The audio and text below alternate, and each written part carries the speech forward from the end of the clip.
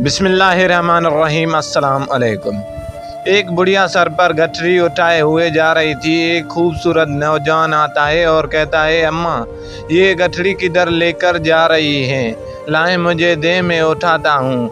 बुढ़िया कहती है, बेटा सुना है शहर में एक जादूगर आया हुआ है जिसका नाम मोहम्मद है सल्लल्लाहु अलैहि वसल्लम।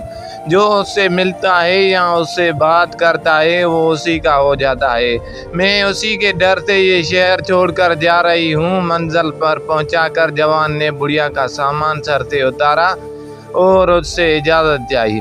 बुढ़िया ने बहुत दुआएं दी और कहा कि चेहरे से तो किसी आला ख़ानदान के लगते हो और बहुत नेक बेटे हो।